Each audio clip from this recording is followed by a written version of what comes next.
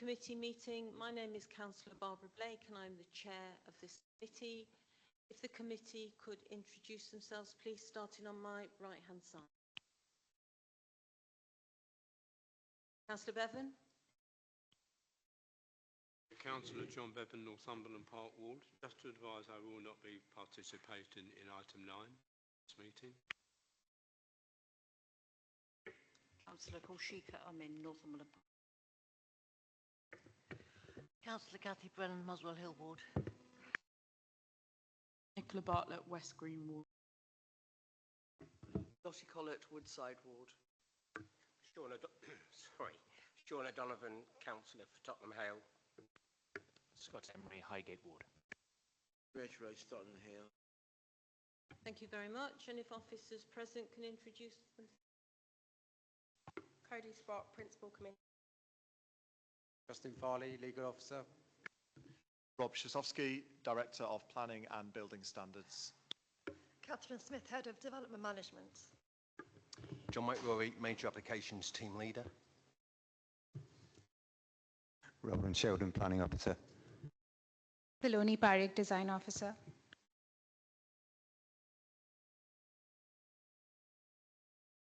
Suzanne Kimmen, Climate Change Manager.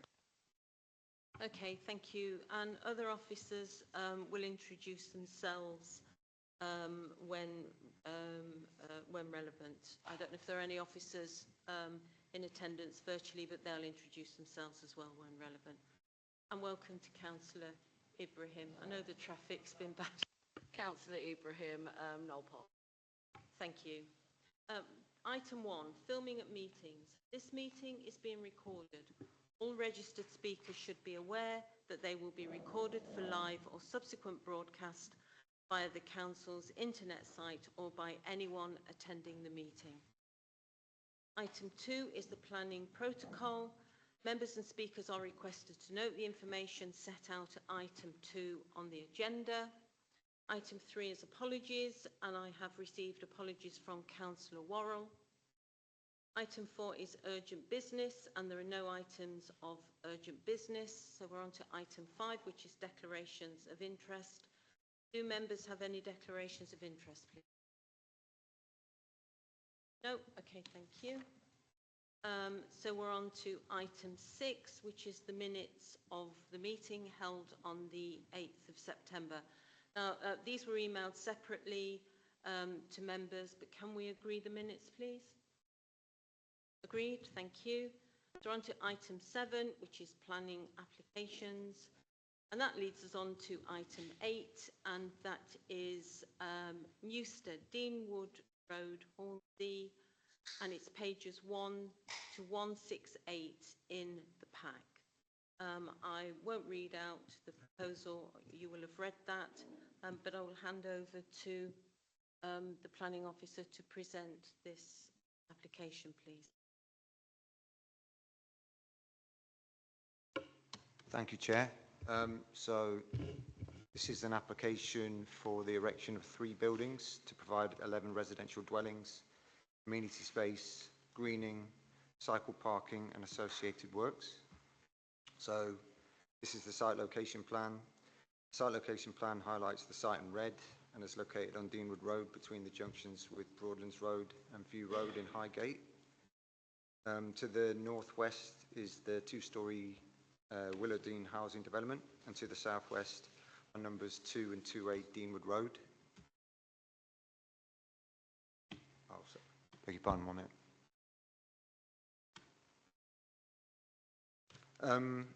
This slide is the bird's eye view, which shows the site now cleared of the previous care home buildings that occupied the site. You can see that the site is L-shaped, wrapping around and behind the site of Goldsmith Cottage, or what is now known as Courtyard House, which is a locally listed building. The site is located within the Highgate Conservation Area, as is highlighted by the yellow colour. This slide shows some of the photos within the site. So from top left to right clockwise, the first photo is taken from the existing entrance into the site. The second is looking inside the site towards Courtyard House. The third is inside the site looking towards Willowdean. The fourth shows the northwest boundary of the site. The fifth is from inside the site looking towards number 2A Deanwood Road. The final picture is inside the site looking towards the rear of Courtyard House. So there's an existing extant planning permission on the site for the erection of 13 apartments under planning permission HDY 2018-3205. The scheme consisted of a similar layout and having 3 blocks between 2 and 3 stories, but differed in consisting of apartments instead of houses, with only 4 family-size units. The substantial, I'll just go back to the slide, the substantial part of the site was occupied by a basement car park, which was in the middle of the site. The site has now been cleared. The previous buildings that occupied it and is now an extant planning permission. So the current proposal includes 11 family-sized houses. It includes a wheelchair accessible home, a sizable financial contribution towards off-site affordable housing within the borough, private communal amenity space provision, which comprises of gardens, balconies and child play space, landscaping and new tree planting, surface car parking, cycle parking and an accessible parking bay. The application was subject to public consultation, which included site notices placed outside the site, and a press notice placed in the local press, and letters sent to neighbouring occupants. Objections were received on 20 objectors, which raised concerns covering matters of design, amenity, parking and transport, landscaping and biodiversity. All of the comments were considered in the assessment of the proposal, and amendments and additional information have been sought to address all material considerations. Changes were made, including minor alterations to the siting of the terraces, positioning of entrance gates, additional planting, and further information on daylight and sunlight conditions.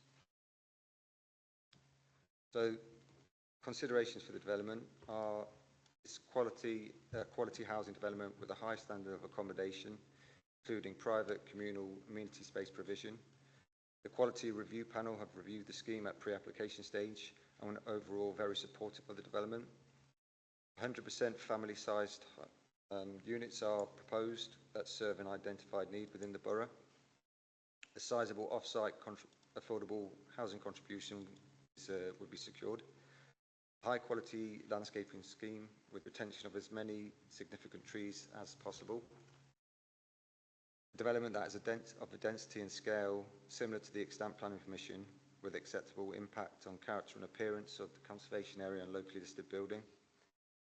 Proposals would not be considered to result in an unacceptable impact on neighbouring amenity, meets the requirements for private and communal amenity space provision, promotes sustainable travel, and meets energy and sustainability requirements. In terms of affordable housing, the applicant submitted an economic viability appraisal from the onset of the application, which considered the scheme to be unviable. This was independently assessed on behalf of the council, and it was found that the scheme could provide a sizable surplus. Following on from that, there were extensive discussions regarding the costings of the development between the council and the applicant. And in addition to all the other relevant matters set out in the main report, contribution of circa 1.694 million towards off-site affordable housing has been agreed. Given the high land values of the area, this would equate to a delivery of 1 housing unit on the site.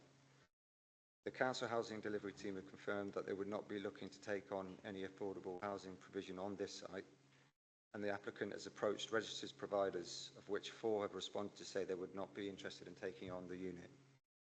It's considered that this money could be best be pulled towards contributions towards social rented homes within Haringey. An early stage and late stage review mechanism will be secured by legal agreement triggered on completion of the 8th home on the site. So in terms of the heritage considerations, the scheme has been subject to pre-application advice and a chair's review by the QRP. We're overall very supportive of the scheme. The scheme would redevelop a vacant site with new residential buildings that will bring the site back into beneficial use. The proposed 3 to 2 story scale of the buildings have been arranged on site in a similar layout to the extant scheme. The front block has been satisfactorily set off the boundary with the adjacent locally listed building. Overall, the proposed site layout, proportions, landscaping and architectural language of the proposed scheme provides a well-balanced response to the constraints and opportunities offered by the site. This is the proposed site plan. The plan also shows the site in context with the surrounding residential housing. Block 1 is at the front of the site, fronting Deanwood Road.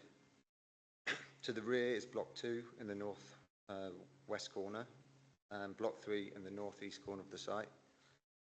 The blue line indicates the footprint of the previously approved scheme, which had a larger footprint than the current proposal.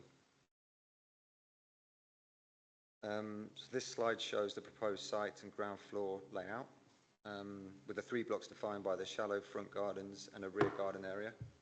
Blocks 1 and 2 would be divided by a small communal landscape courtyard. Central parking area divides blocks 2 and 3, with a landscape play area in front of block 3. This slide shows the new locations for the vehicular and pedestrian accesses into the site. Separate pedestrian access has been provided alongside the vehicular access, which you can see. So in terms of transport, there's 11 car parking spaces proposed within the site, all with active electric vehicle charging points. This is below the maximum provision in London Plan standards for number of parking spaces. But there'll be a car-free agreement proposed to be secured by Section 106 agreement to remove access to parking permits in the adjacent controlled parking zone. There'll be 1 wheelchair access parking bay provided, and arrangements for access, refuse, recycling collection, deliveries and service trips have been reviewed and considered by transport officers and deemed to be acceptable. All units will be laid out over 3 floors, with all comfortably exceeding minimum floor space standards, providing satisfactory light, outlook and headroom conditions, the high standard of personal and communal amenity space provision. This slide shows an image of the front of each block within the site. Proposed buildings are a contemporary reinterpretation of Victorian Gothic and arts and crafts. Each terrace would use a different brick tone to add variation and distinction between them. The scheme has been through significant amendments following feedback from the Quality Review Panel and officers' advice. The scheme has been subject also to amendments to address concerns with regards to ensuring satisfactory amenity conditions are retained for neighbouring properties. Of note, Terrace C has been pulled in from the boundary by an additional 1.5 metres away from the boundary shared with 2A Deanwood Road, with vertical greening applied to the side wall, and a bank of trees and hedge planting will be added between the boundary between Terrace B and number 6 View Close to preserve privacy between existing and proposed occupants. All neighbouring occupants would maintain a satisfactory level of daylight and sunlight conditions following the development. So in terms of trees biodiversity considerations, the scheme has sought to maximise the amount of greening within the site within its constraints. 7 trees would be required to be removed, but 30 trees would be planted within site to attempt to provide as high a greening and biodiversity value as possible. It was not possible to meet the 10% biodiversity net gain on the site, and so in accordance with legislation, a combination of on-site and off-site planting shall be applied to meet the 10% biodiversity net gain requirement, which will be secured through conditions in the Section 106 agreement. Overall, a high-quality landscaping scheme would be provided with a mixed planting scheme and a high-quality set of hard landscaping materials. This slide shows a view looking north towards the site on Deanwood Road. You can see Block 1, which would have a similar building line to neighbouring Courtyard House in the foreground of the picture. Whilst prominent, the proposed front block would not be considered to dominate the street scene, has been designed to respond to and complement the existing roofscape. This slide shows the frontage block looking southwards, which would have more screen planting trees, screening views of it. These are the headline Section 106 terms for the development. In summary, officers recommend approval subject to conditions and the Section 106 agreement. Okay, thank you for that. Do members have any questions of the planning officer? Councillor Brennan?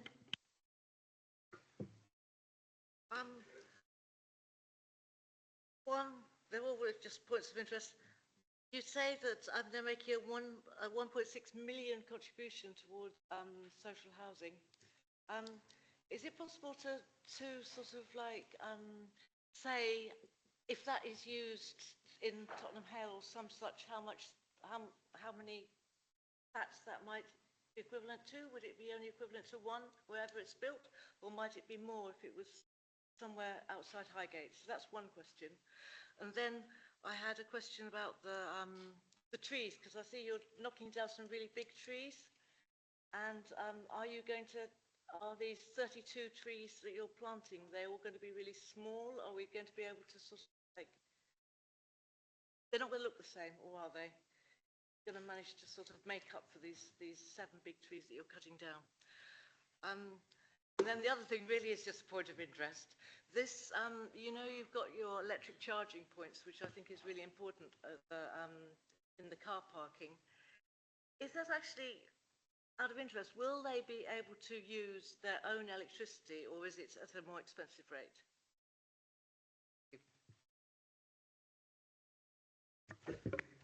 In terms of the number of units it would provide, I couldn't give an exact figure. It is dependent, obviously, on the land values, how far that money will go. I mean, I was given a ballpark figure by someone in the housing delivery team that said around 4, but it does depend when the money's used, I suppose, and where. The other question was about trees, wasn't it? And the size of the trees. They're not, obviously, you can't plant a fully mature tree within the site, but I mean, I think the trees that they've used are selected so that they can grow to, you know, a greater height and spread, but it has to be within context of how the whole development's going to function. So you don't want to have a tree that's going to be having a canopy that's overlapping onto someone in front of the windows. So I think they've been selected carefully, and it does go into quite a lot of detail of which trees have been selected and where, and it's been reviewed by the council's tree officer and considered to be acceptable. The other question was about charging points, wasn't it? I'm not sure the electricity will be sourced from, but maybe that's something you can ask the applicant on. Thank you. Any more questions for the officer? I thought you were not participating in this. I think you might be confusing it with the Archway Road development 505 to 511. Sorry, that's me. Okay, sorry about that. I do, yeah. Okay, right, Councillor Emery. Thank you for that. So 2 questions. First off, there's been a few comments on the daylight sunlight assessments that have been called into question on the development. So first off, in reference to 2A Deanwood Road, several of the habitable rooms were not counted in the survey. Residents have noted this. I'd just like to know if our officers could comment on it. And the second question is to do with condition 19, to do with the refuse situation. At the moment, the bin storage is going to be right up against the wall of another household, and I just wanted to see if there's anything we can do in terms of firming up that reference and seeing if there's anything can be improved there. I think the daylight sunlight assessment has been subject to some updates. So I think there were some windows that weren't in the initial assessment that were then included on the side. So as part of that assessment, they serve a room which is open plan, I think, on the boundaries, that also benefits from a full expanse of glazing addressing the garden. It was found that there were 3 windows that were marginally below the vertical sky component assessment, but then when they assessed that room that the windows serve against the no skyline assessment, it comfortably exceeded the requirements of the BRE guidelines.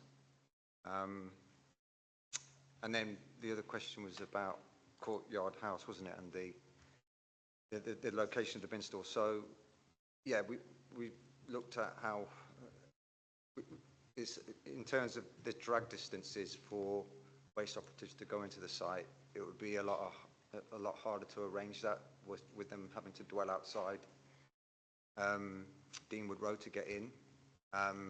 So it was kind of balancing up that against the distance that residents would have to come to put their bins in, and it was just felt on balance that was a better arrangement to have it outside, outside of the site. And then it's in a fully enclosed bin store. The opening to get into the bin store is on the opposite side of the property. It's not addressing the property, so we felt that it was an acceptable arrangement with regards to amenity conditions as well. Thank you, Chair. Just on that last point there, obviously in terms of the condition, there isn't any talk there in terms of maintenance or anything like that, or about any future conditions. Is that something we can add in as well, just in terms of making sure that it's well maintained at all times by the committee? Yeah, we could definitely put something in there to talk about the ongoing maintenance of the bin store, yeah. Councillor Rice? Do we have any idea why the previous permission wasn't built out? I know there's just 2 units difference between the 2 proposals. So what was the problem that previous permission wasn't dealt with?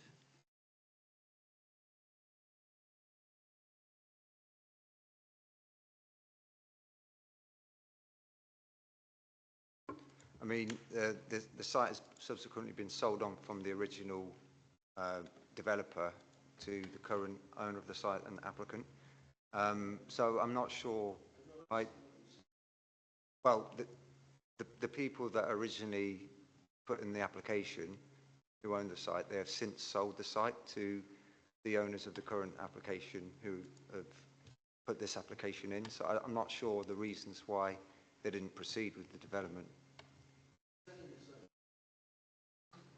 Put your microphone on. Selling the site is nowhere near an adequate explanation for why it wasn't built. They're not legally obliged to build it. Okay, thank you. Councillor O'Donovan? Thank you.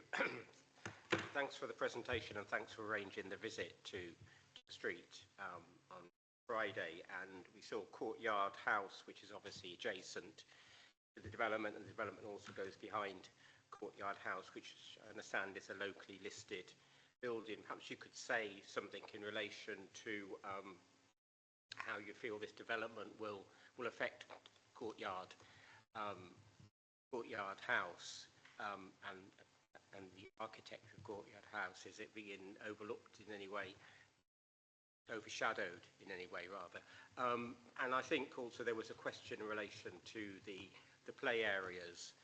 Obviously we would want to have children to have play areas, but I think there was some concerns that it were very close to the residents of Courtyard House. Perhaps you could also say how that's been mitigated. Thank you.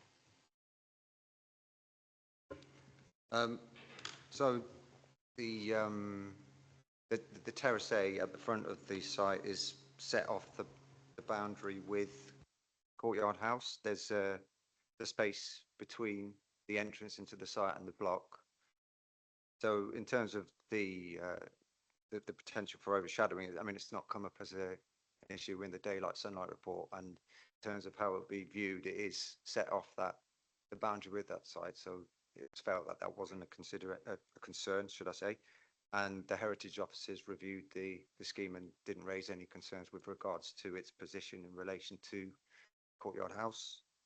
In terms of the play area, we have taken a view on the play area, and it's a scheme for 11 units. So in terms of the intensity of the use, and it's not open to the members of the public, the intensity of use of that play area wouldn't be considered to be of a scale that would give rise to concerns about an unacceptable noise disturbance.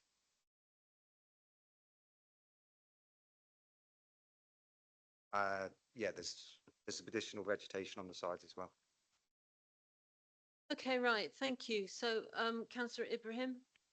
Yeah, mine was about the removal of some of the trees.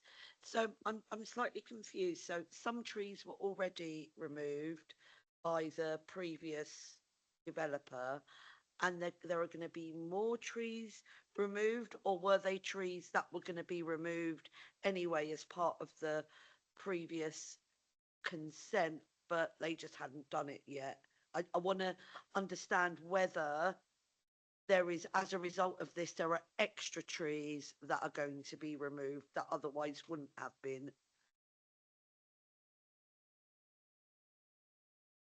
So there's 7 trees being removed. I think, as I remember, there was 3 trees that were proposed to be removed in the previous scheme that are also being removed here. And then I think 3 of the trees are being removed due to their poor condition. And then there's some trees that have to be removed to facilitate the development as well. So we've tried to work with the developer, and the developers tried to minimise the number of trees that would be removed, but actually some have to be removed. Follow up. So who's assessed whether these trees are in a poor condition? Is it us? Is it them? So they've submitted an arboricultural impact assessment, which has been reviewed by a tree officer. Right, okay. No more questions. Okay, thank you. So we,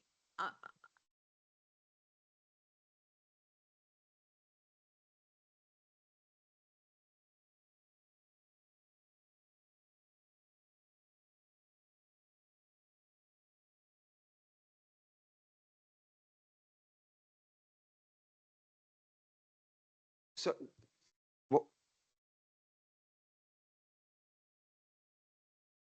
do you mean at the start of the presentation?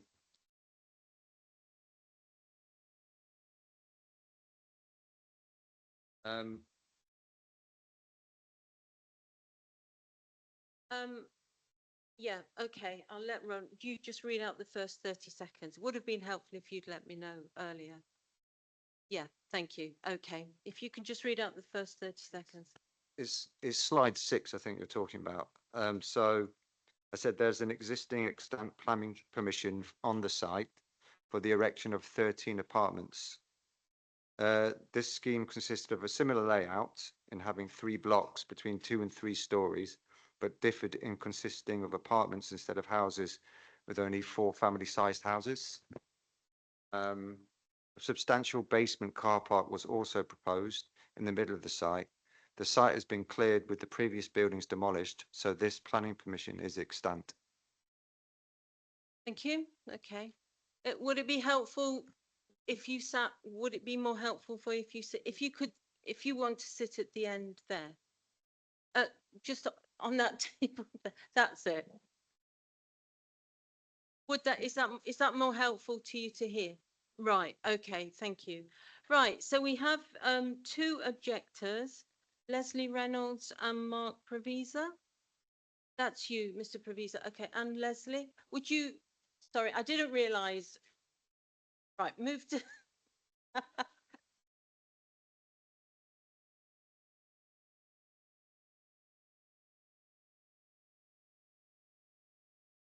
Okay, so I think that hopefully the committee clerk has explained to you that you have 3 minutes each. Okay, all right. So it's up to you to decide who goes first. Okay, Mr. Provisa, right. It's the button on the far right. Okay, Mark Provisa. I live at 10 Willow Dean, which is next door, Terrace A. I'm having to think on my feet very quickly here because Roland Sheldon has got it wrong. This is not substantially the same as the old development. The old development, which is extant, was for 3 blocks of flats and a massive basement underneath. This is just for 3 sets of terraced houses. They're completely separate. And if you've approached your report on that basis, then your report is flawed. Okay? Now,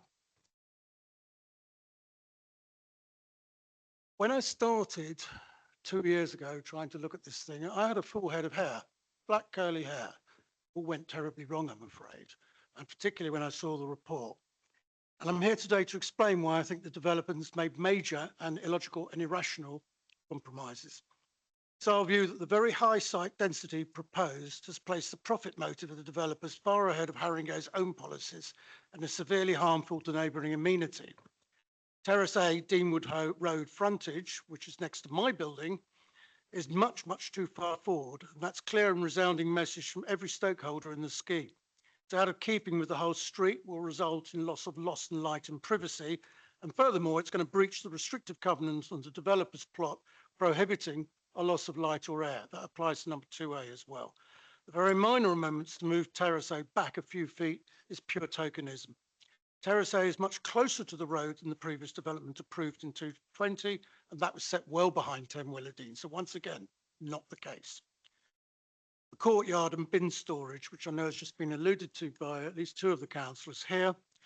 The new residence waste is proposed to be stored in a very large bin storage room sited right at the scheme entrance, immediately adjacent to the boundary of Courtyard House. Unfathomably, the very large and coarse, noisy and smelly bin unit with the waste of up to 80 people is only 2 metres away from Courtyard House. And that's totally unacceptable, illogical and irrational.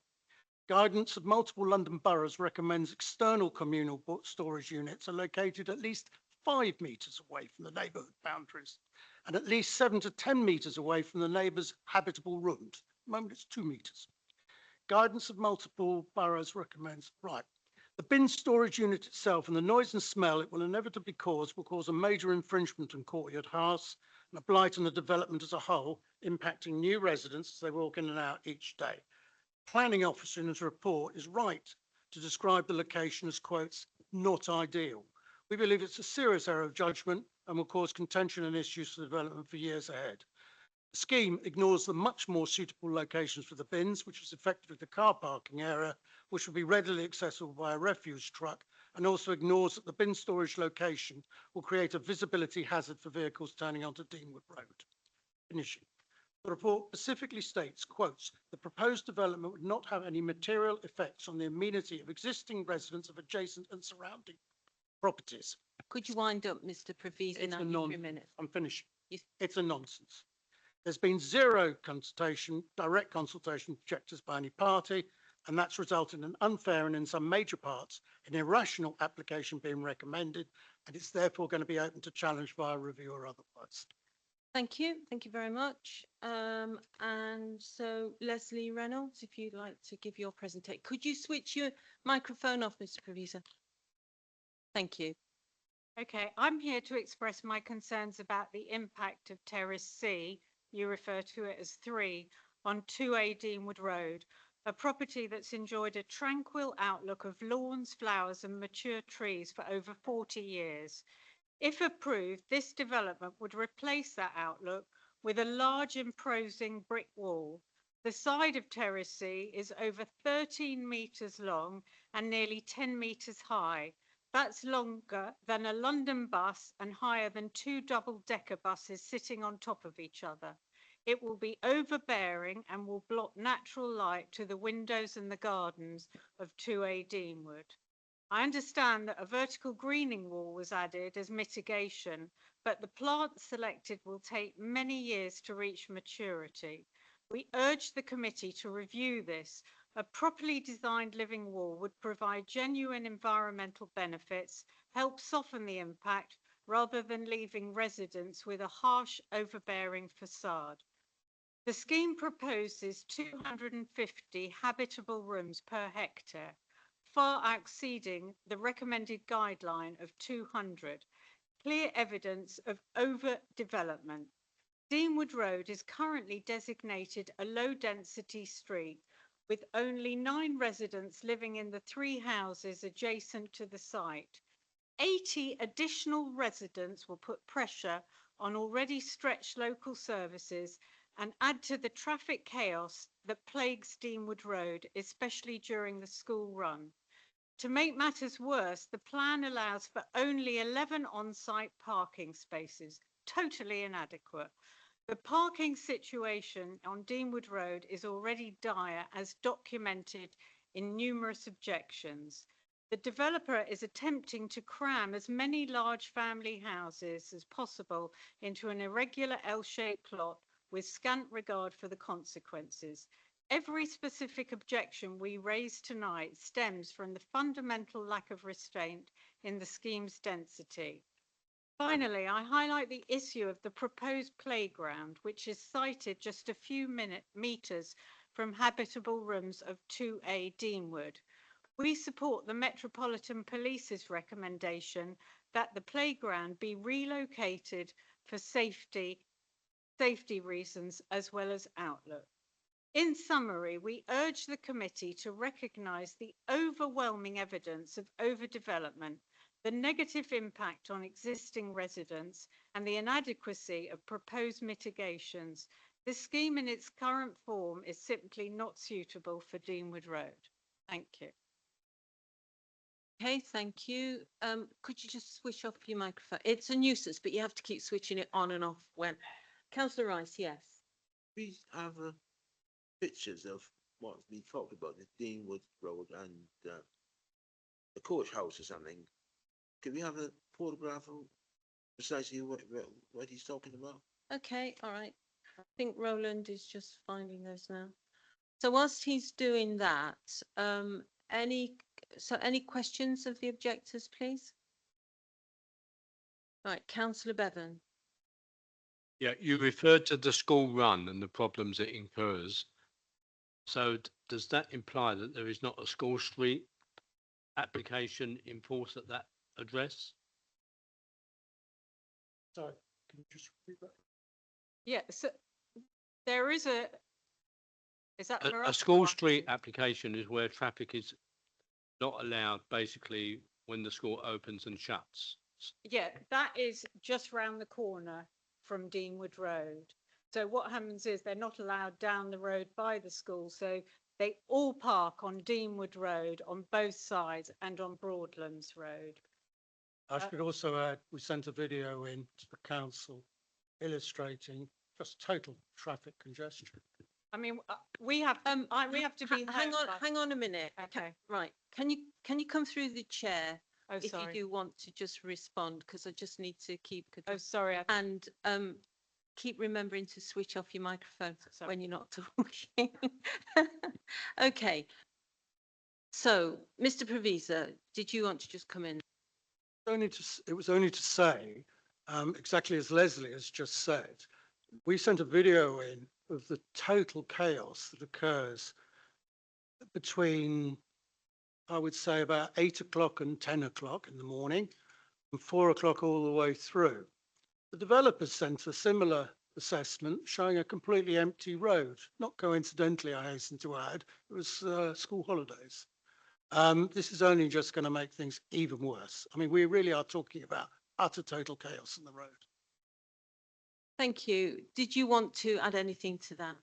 No, I think, I mean, I know if I don't get home by 3 o'clock, I can't get into my house until gone 4. It's absolute chaos. And as you all know, there's plans to extend the school, which means that actually that problem is going to get worse. Right. I want to bring in the Transport Officer, Maurice Richards, please. Sure, Chair. I think the point that we need to bear in mind is that if there is existing traffic issues on the road, is how this development proposal will affect those traffic conditions rather than the existing situation. And we've looked at it in great detail. And in terms of the trip generation from this development proposal, considering it's got off-street parking and it's car capped, it wouldn't worsen the existing situation. So that's the starting point for us in terms of transport and travel. So I don't object to your observation. In that school run, there will be 15, 20 minutes or half an hour period where it's chaos, as you've said. But in terms of this development proposal and how it will impact on that situation, it will be negligible, Chair, and that people will plan around school runs. There's off-street parking and there's a car capped restriction on this development, which means they won't be on street. So that's what we need to bear in mind in terms of this application proposal. I'm not sure that's correct. because the, Can you, sorry, just wait a minute, just wait a minute, Mr. Provisa. Just let me, right. Are those the right pictures for you, councillor Rice?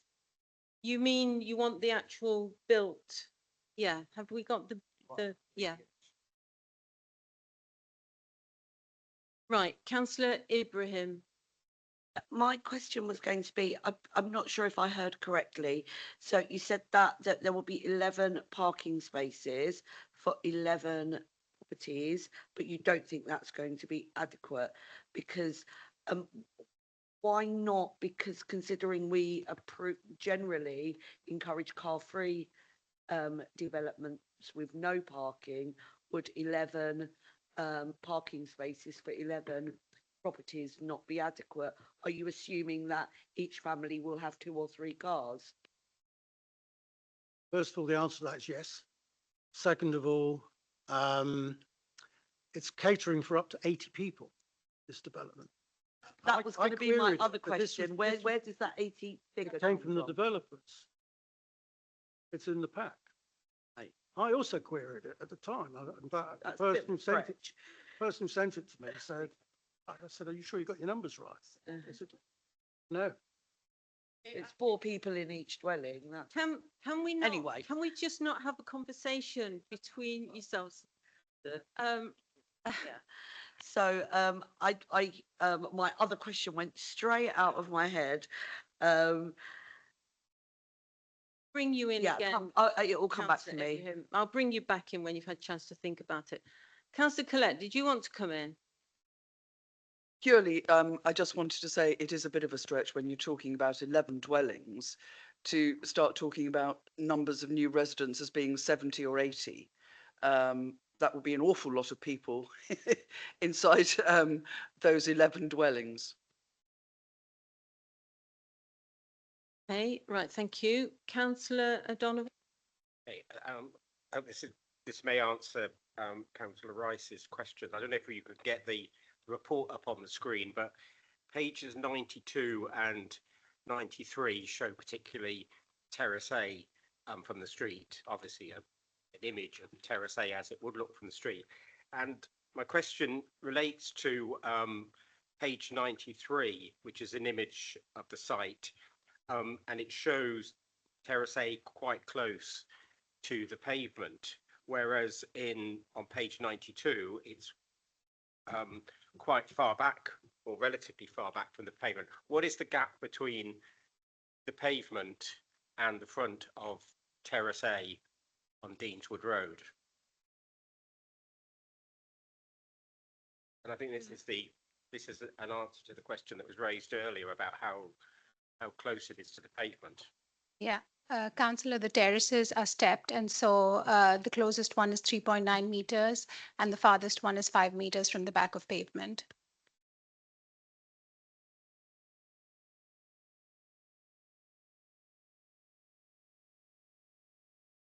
They're stepped. The image I've got is the buildings with the brick with the triangular top, and then underneath there's a balcony, and then there's, yes, that's it there.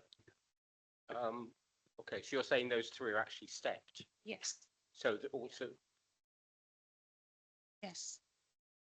okay. So the nearest one to the street you said was 2.9? 3.9. Yeah.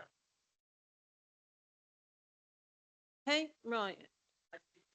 Right, wait, right. Councillor Ibrahim's remembered her question. I will bring you in, Councillor Brennan.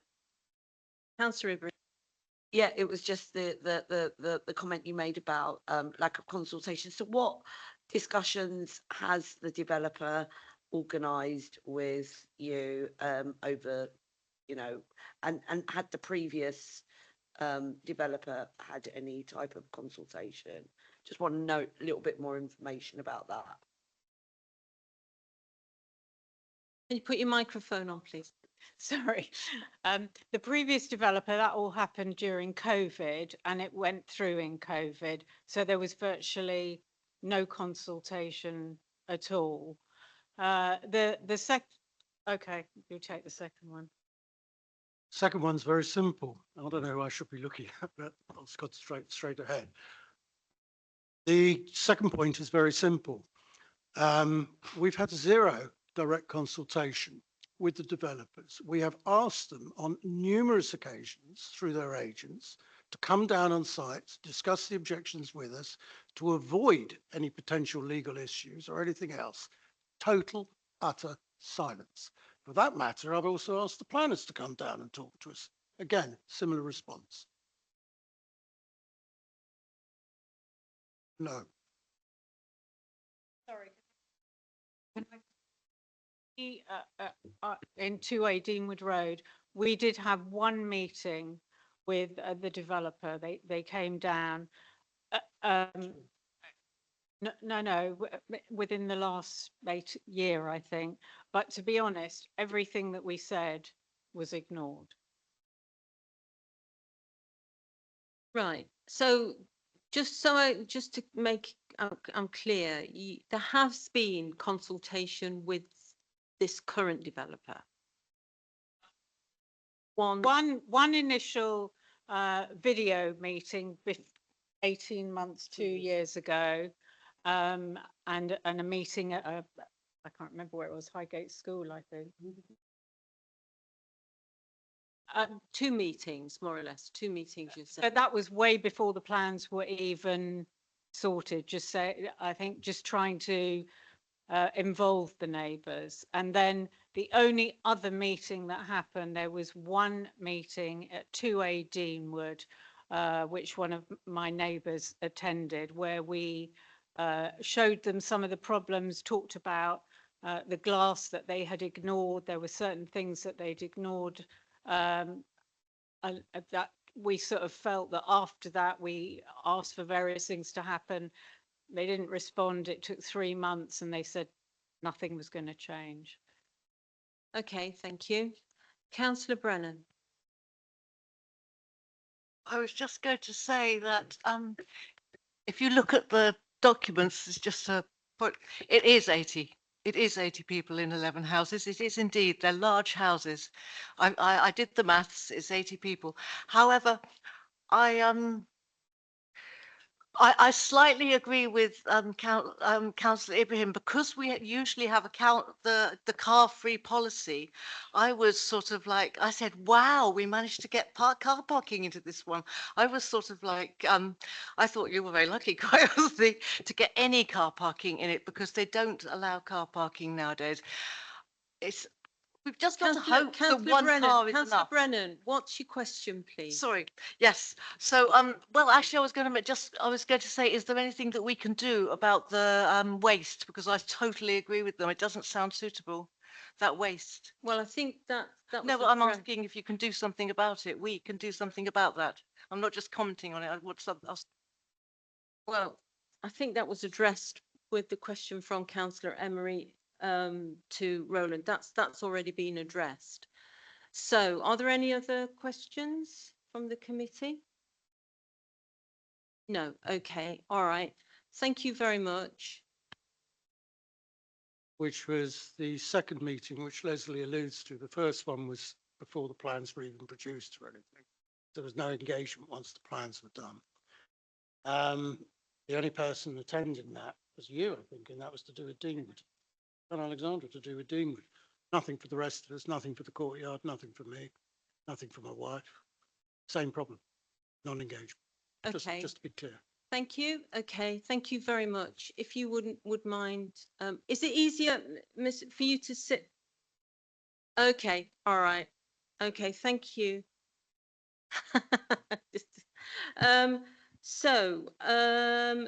Do we have the applicant here, please?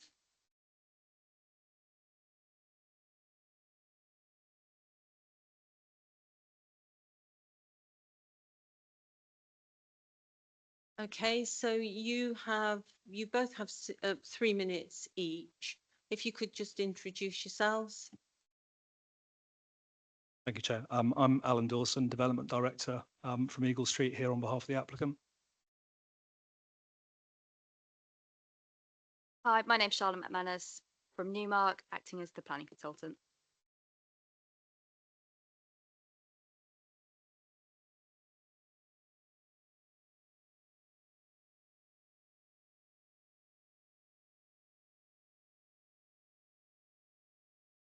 I do apologise for that. Please go on. 3 minutes starting now. Sure. So I'm pleased to introduce the proposals for the former Newstead nursing home. We feel that these represent a significant opportunity to bring a site that's remained vacant for over a decade back into viable use. We're fully committed to actually delivering this scheme, and subject to planning permission, we would intend to be starting works as early as next spring if possible. In 2021, as we know, permission was granted for 13 apartments by the previous owners and developers. Since we acquired the site in 2023, we've redeveloped proposals for 11 3- and 4-bed family homes, which directly address some of the original feedback from both residents and stakeholders. We've worked closely with officers during that period, with statutory consultees, and with the local community during the period to ensure the new homes are both fully compliant with policy, but also sympathetic to the local architecture and the conservation area. Not least, we've removed the basement car park. This was a key objection to the consented scheme, and its omission, I think, offers significant environmental and carbon benefits. The proposals that we presented use high-quality, sustainable materials with subtle variations and detailing which add depth and character as a contemporary interpretation of the local area's rich and varied architecture. The landscaping strategy provides green amenity space, including private terraces and rear gardens, a shared community garden and informal play area, and with 30 new trees being planted, which represents an overall net gain of 23 trees across the site. Just to address one of the earlier questions, I think of the 7 that are proposed to be removed, 3 of them are done because they're category U, so they've been classified as in poor condition, needed to be removed for safety. Sustainable design has also been a priority from the outset. We're using timber from sustainably certified sources, incorporating features such as photovoltaic panels, air source heat pumps, using recycled materials where possible and sourced locally where possible. The scheme also includes permeable paving, green infrastructure, sustainable waste management, and all the homes will have electrical vehicle charging points and cycle storage, which supports active and sustainable travel and meets policy requirements. Again, just to address one of the earlier queries in respect of EV power, I don't have the answer in terms of whether that can be directly fed off the individual residents' power supply, but it's certainly something that we could explore. We've engaged with the local community and officers, including meetings with the Highgate Society, the Conservation Area Advisory Committee and neighbours, and the feedback has been instrumental in shaping the scheme. Again, just to clarify, there were 2 initial consultations which all neighbours were invited to, and since then there have been several exchanges over email with various neighbours who've engaged through our communications consultants. Some of the key changes that we've introduced into the scheme through that process, we've set Terrace A further back from Deanwood Road, improving the relationship with the adjoining properties, relocated the bay windows to minimise overlooking. We've introduced acoustic fencing around the play area and omitted the listening tubes and instead included a kaleidoscope feature. We've moved Terrace C further away from the boundary and added vertical greening. Introduced additional traffic measures to allow cars to wait and pass off-street, including additional safe pedestrian access routes. We provided additional green screening to the rear of Terrace B and ensured staggered floor heights to improve the relationship between adjoining properties. And then again, set Terrace A even further back again, including reversing the stagger of the front terrace and increasing the greenage to the frontage of Deanwood Road. We recognise that some objections from neighbours still remain, in particular around daylight, sunlight and outlook.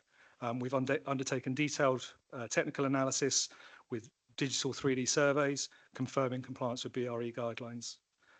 Likewise, privacy and outlook have been discussed at length with officers, as addressed in detail in their report, and we would assure members that all concerns have been given due consideration and necessary measures taken to ensure compliance. In closing, we're confident these proposals will deliver high quality and sustainable and much needed homes on a site that's been vacant for over a decade, whilst respecting the character and heritage of the wider Highgate area.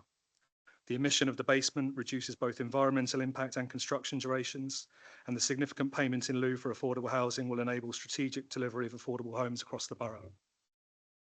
As an experienced developer and a client partner of the Considerate Constructors scheme, we're working with Tier 1 contractor and a Tier 1 project team, and we're confident in our ability to successfully deliver the proposed scheme in a responsible and sensitive manner.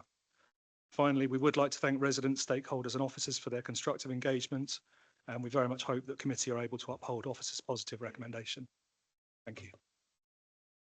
Okay, thank you. Were you both intending to speak? No, no, that's fine. Okay, thank you for that.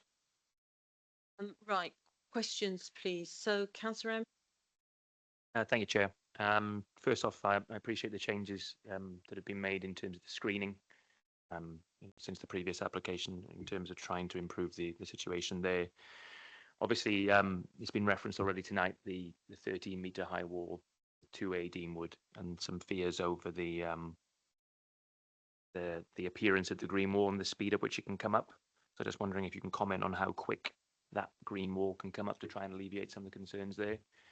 And then the second question is in reference to the point I made earlier in regard to the location of that bin storage. Obviously, you've got bins being collected sometimes as early as 6 a.m. And I know residents have some fears that, you know, if the bin storage isn't properly maintained or if it isn't properly designed, that can be a massive problem in terms of noise and in terms of pollution and stuff like that as well. So I just want to reiterate that confirmation there that we just discussed earlier of the change in the condition to make sure that it's properly maintained and prevent any kind of future occurrence of any kind of vermin. So just those two questions. Sure. So in terms of the greening to the side wall facing onto the garden of 2A Deanwood Road, I know that the neighbours have mentioned a living green wall as opposed to a climbing plant. I don't know, unless Charlotte, you have the information in terms of how long the plant would take to establish, but I think green walls are notoriously difficult to establish and maintain. We have to also bear in mind that this wouldn't be on a commercially managed property. It would be attached to the side of a private house, which will be sold within its own freehold. So it's felt that actually, in terms of a long-term solution, and there will be a time for it to establish, it will actually offer a better answer than a green wall, which could easily be left if not managed properly and will actually become unsightly in a quicker time. Just going to add that there is a condition which requires details of soft landscaping, and it would be possible to install more mature species to have a more immediate effect for agreement with officers at a later stage. Okay, anybody else on? Councillor Ibrahim. Oh, right, hold on. Councillor Emery just I don't wants think to we come got back. round to my second question on the bin. So just in terms of the bin store, we explored a number of options. The reason that it's cited where it is in line with council requirements for DAG distances, and it also wouldn't be possible for a waste vehicle to enter the site. It's not public highway, so we have explored all avenues. In terms of the bin store design itself, it would have a solid rear. It would also have a solid roof, which would also be comprised of a green roof, so as to avoid sort of odours. I noted that you'd made a comment around including sort of maintenance requirement in the condition, which... Yeah, I think we'd be happy to work out some suitable wording to put an obligation on ongoing maintenance. Councillor Ibrahim. Yeah, I just wanted to explore this figure you appear to have put in of 80 residents for these 11 homes. So I'm trying to understand how that figure has been arrived at, because the average UK household is like, I don't think it may not even be as high as 2.4 children anymore. I think it's actually less. So if you, okay, you might have the, you know, a repair or here and there, but unless some of these homes are going to be run as HMOs or communes, I don't know where you've got the 80 people from, because it's a lot. I've figured it out as like just under 8 people per house. I don't have it to handwritten in the report, but I suspect it's maybe come from the play space requirement calculation, which is what it would have been undertaken in line. If it's come from the play space requirement, it would have been based on the calculation that would have been needed to be made, but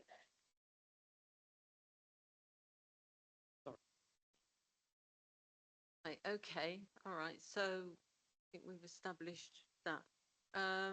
Councillor Amin?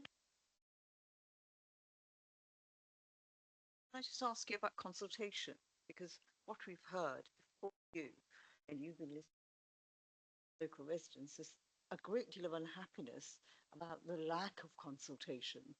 But I don't know how the consultation took place. It's very hard to understand it unless you had meetings direct meetings with residents, whether you had them in a hall, in a space, did you show them the drawings? How did it happen? Were there any chance for people to come and see you in the library, for example, or whatever? But it just feels so strange. You're saying it went, you had really good feedback. I'm hearing haven't, and very great deal of unhappiness, which means that you're developing something which might not be working with local residents, because nobody wants no housing. What they want is appropriate housing and properly, you know, fitting into the area housing. So I think working with residents is so important, and it's so disappointed to hear it, because there I was really excited to see the kind of development you're thinking about, and I'm thinking, gosh, what went wrong there then? Something. Why weren't you talking to residents? I mean, you might say you've had meetings, but it just doesn't feel as if meetings have actually been heard by anybody, or you haven't actually talked to people. And it just seems to me one of the things is whether it's a bit too, is it too late for us to have some meetings with residents, because it's, you know, it's, it will have an impact whether we like it or not. These, Right, Councillor can I just Amin. finish? Well, I'm so sorry. we're asking questions. So your Okay, so question, can I ask a your question is about the consultation. Okay. I will ask the applicant again to just talk again about the consultation that you had, please. Can I please ask that question then, please? No, Councillor Amin, can you just, right, thank you. Could you please come back on that? Sure. So I'm just going to summarise. So introductory letters were sent to 3 political and 3 community stakeholders. So Highgate, Councillor Scott Emery, Councillor Costa, Councillor Marshall, Isabel Gosling, the Highgate Society, the Highgate Neighbourhood Forum, the Highgate Conservation Area Advisory Committee. We did near neighbour correspondence sent to over 150 surrounding addresses, notifying the local community of the launch of the consultation, providing contact details for any inquiries. We had 2 meetings with local community stakeholders, the Highgate Society and the Highgate Conservation Area Advisory Committee. And we had 2 meetings, one I think online and one in person, which all neighbours were invited to, with near neighbours of the site, as I said, one a webinar and one in person. There's also, subsequently to that, there's been several exchanges over email with various neighbours as well. Is that, I think that the applicant has answered the question on the consultation. Right, okay, can we have a question, please? What the question is? Thank you. Thank you. It was really to ask, you mentioned the list of organisations you've consulted, which is great actually, and it's good that you're particularly consulting conservation organisations.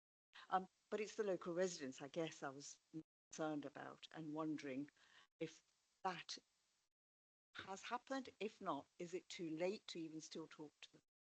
Sorry, just to clarify, so the webinar and the in-person meeting were with local neighbours?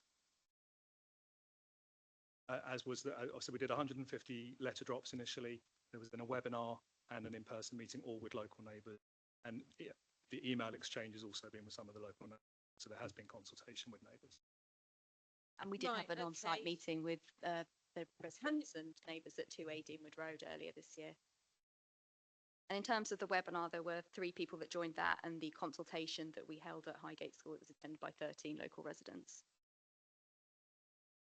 Can you just indicate to the chair that you want to come in? Because I'm sorry, but it's just trying to keep the meeting on. Okay, thank you. Councillor Brennan, did you want to ask a question? I think my question was covered by, it was about the bins, basically. Okay, that's great. So are there any, Councillor O'Donoghue? So one very quick question. Out of the parking bays, how many will be facilities? So there'll be one of the 11 bays, which is in line with policy. Yeah. Right, okay, thank you. So are there any more questions for the applicant? No? Okay, thank you. Okay, so I'll now ask Catherine Smith to confirm the proposal with a summary of any changes, please. Thank you, Chair. The proposal before you is for erection of 3 buildings to provide 11 residential dwellings, amenity space, greening, cycle parking and associated works. and that is recommended for approval subject to a number of conditions and a Section 106 legal agreement, and also including minor changes to conditions in the addendum. There's also been a request for revising condition 19, which is the delivery servicing plan and waste management plan. The applicant has agreed to ensuring ongoing maintenance of the bin store, how that would happen within that condition, which we will certainly include. On that basis, yeah, we recommend approval. Thank you. Okay, so the recommendation is approval to grant. So all those in favour, please show.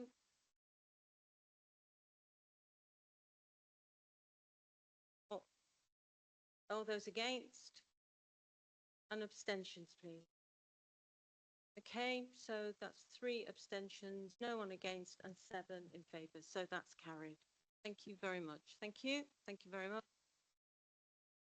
Okay, right, we will move on then to... So we will move on now to item 9, and that's 312 High Road, N15 4BN, and that's pages 169 to 310. Okay. All right. Okay. Right. So we've just got a couple of minutes whilst everyone changes over. If people want to have a quick toilet, a quick comfort break.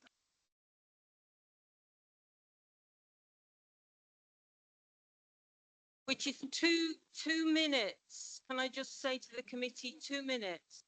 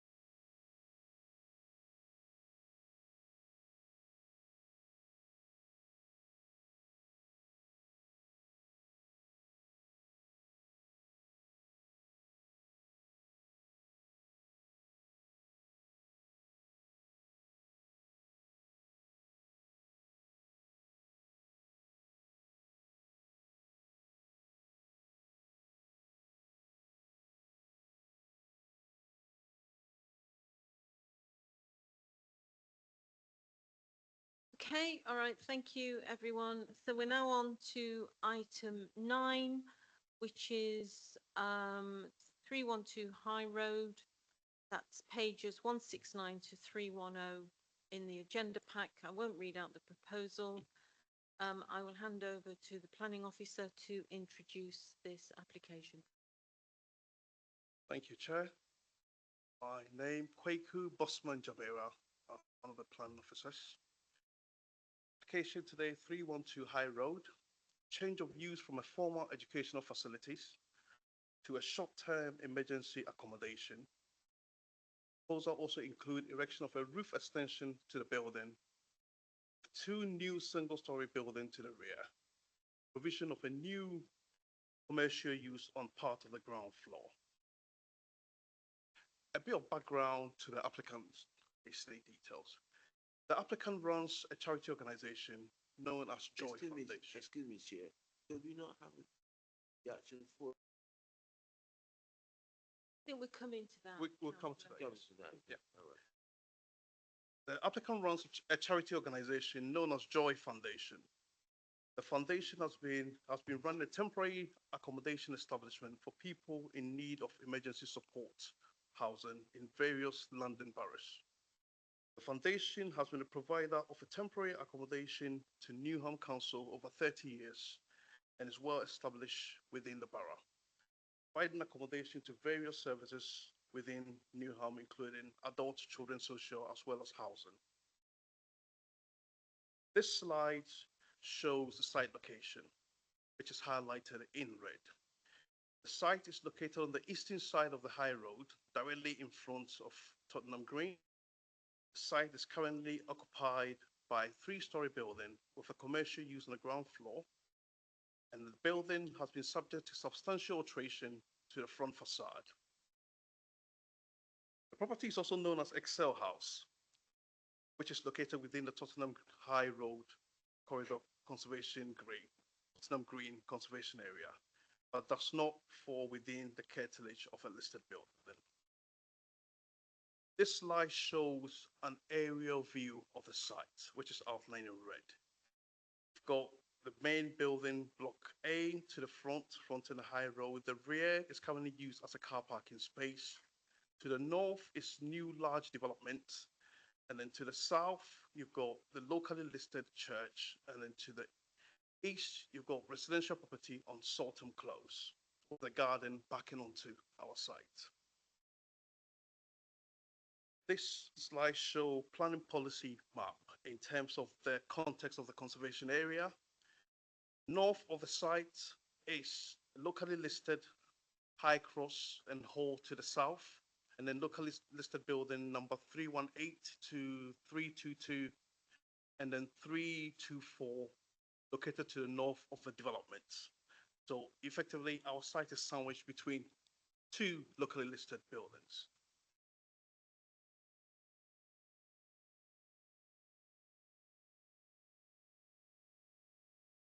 This slide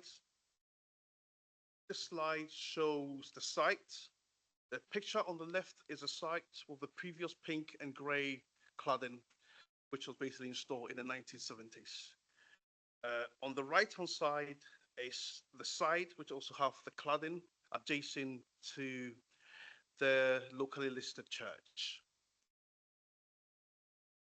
This slide shows extent of the elevation with most of the cladding removed, which exposes the original building in terms of the fabric of the original building. On the right is the rear of the site, which is currently used as a car parking space. The slide shows the surrounding areas. On the left is a view of a large-scale development, residential development to the north. And then on the right, you got the civil buildings to the western edge of the greens. This slide also shows a photo of the surrounding area. On the left is a key group of buildings relating to the Church of Holy Trinity, school, and then the Old Well, and then of course the Well House, which are all listed buildings. And on the right, you got a view north of the high road, illustrating the large scale buildings to the north of the site. Then we come to the proposal. The proposal provides a short stay emergency support accommodation. 52 partially self-contained units occupied by single adult homeless persons, 10 units in the single-story new buildings, and 42 in the refurbished and then extended building at the roof level. 15 units on the ground floor have access and wheelchair accessible. The ground floor provides a commercial CAF, 2 accessible car parking spaces to the rear, 8 cycle parking spaces. Provision of internal communal amenity area, external amenity space provided within a landscape courtyard. The building will be open and staffed on 24/7 basis. Provision of refuse storage, and of course, the council housing team will make suitable referrals into the facility, and then it will be run and managed by an experienced team of Joy Foundation officers with the help from partners like Haringey officers and the NHS and the police.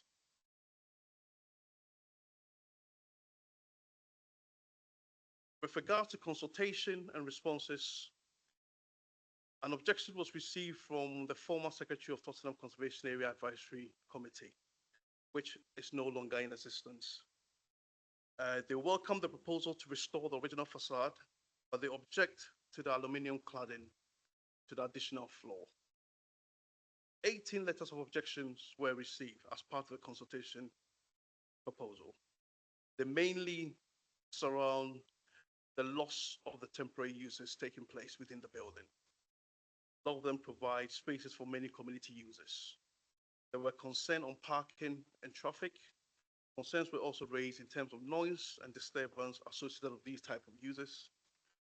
And then some also mentioned the roof extension is out of keeping surrounding.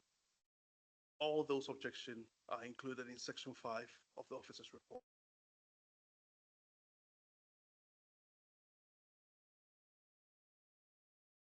In terms of consideration, principle of development, heritage impact and design, quality of accommodation, landscaping and biodiversity, impact on amenities, transport and sustainability.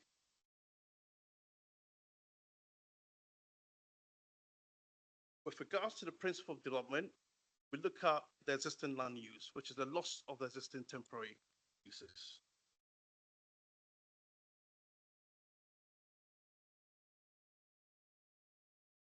The lawful use of a building is a training college facility, which has long ceased use.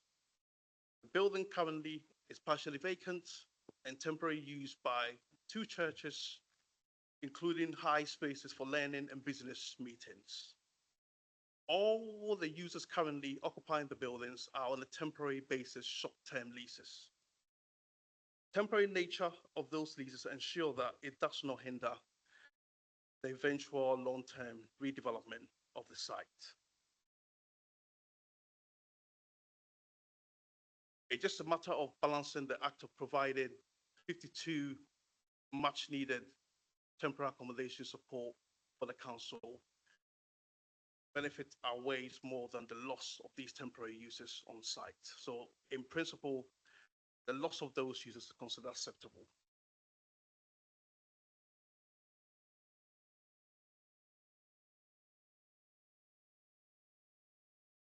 In terms of principle again, we then have to look at council policy DM15, which look at specialist accommodation. For any development to be compliant with this policy, it has to basically meet certain criteria. And we'll go through these criteria to make sure that they are acceptable. With point BA of the policy, the council strategic team has confirmed that there is identified need for this type of accommodation. With regards to BB, the proposal deliver a good level of quality internal and external amenity space together with a CAF area available for both residents and public. The site also benefits from excellent transport links and delivers 2 parking spaces for disabled users and secure parking spaces. And of course, the council specialist accommodation team will make suitable referrals into the facility, and that a robust risk assessment will be carried out prior to arrival of each individual residents to ensure that the resident is considered as a low risk.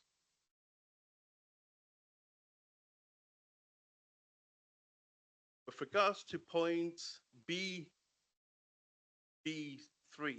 the proposal will be made available to the local housing authority and will be required to meet all relevant standards if residents are to be placed into those properties.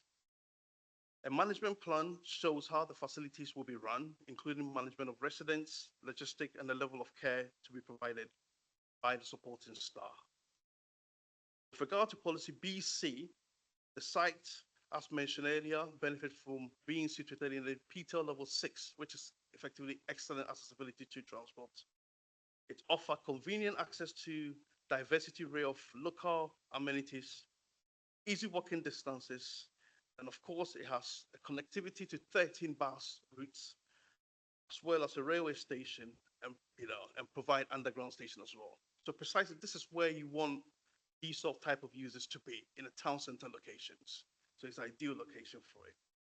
And of course, with regard to policy BD, the proposal is unlikely to have any detrimental impact on the surrounding area, as this is accompanied by a management plan and it's being basically well managed by the provider.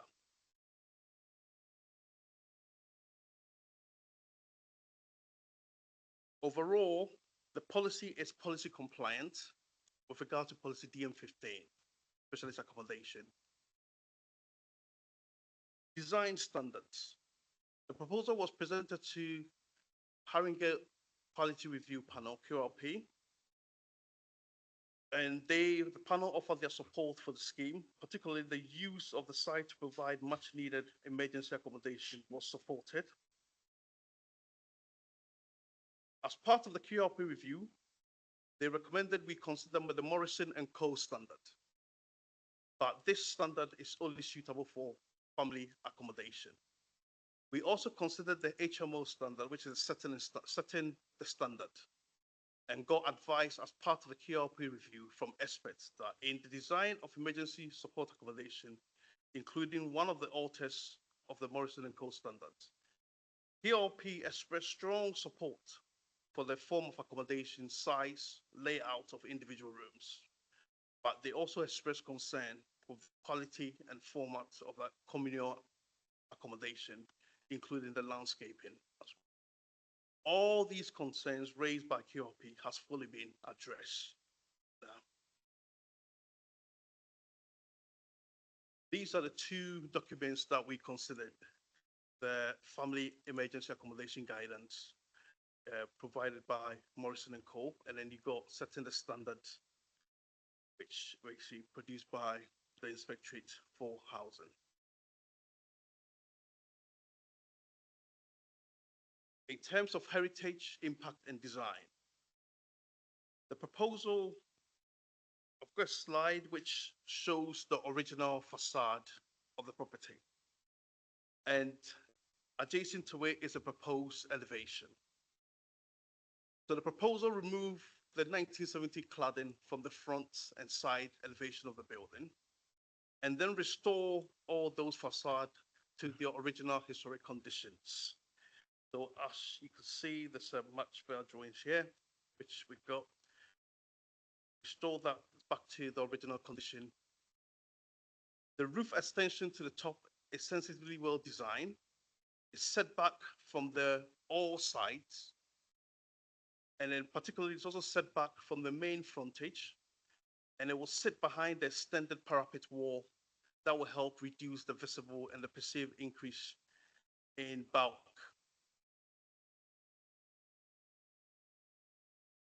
Proposal also basically include 2 single-story extensions to the rear, which is very modest in size, just a fraction above the fence line.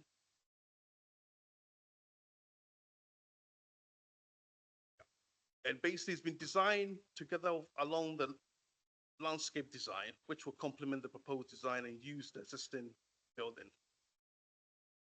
Overall, the scheme represents a high quality design. We use good of quality materials, zinc cladding for the roof extension, double glazing timber frames for all the windows.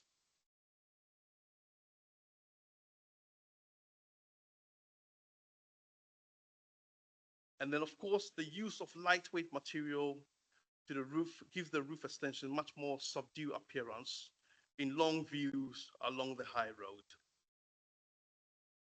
The two modest single-story extension to the back sits in an unintrusive position and will complement the design of the existing building. QRP was wholly supportive of the design of the external appearance, and as such, the materials will be secured by condition. The proposal, in short, will preserve and enhance the character and appearance of the conservation area and the special architectural historic buildings within the locality.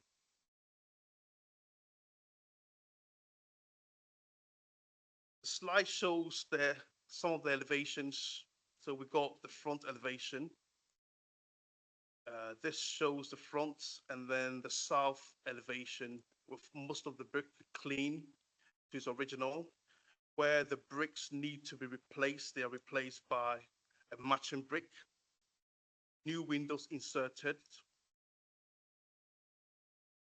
This slide shows the elevation from the east. This is adjacent, looking towards the rear gardens of Saltham Close. And then you got south elevation.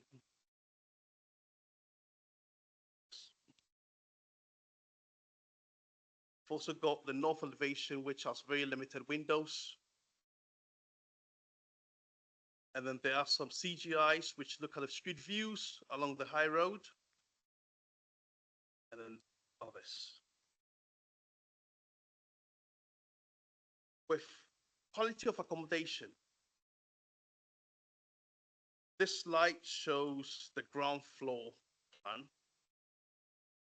which contained a commercial unit located on the ground floor, fronting the highway, the high road. This is to maintain and enhance vitality and viability of the town centre. It also provides a spacious reception area with sizable meeting rooms, office, staff room, a laundrette, and then of course, including internal amenity gardens.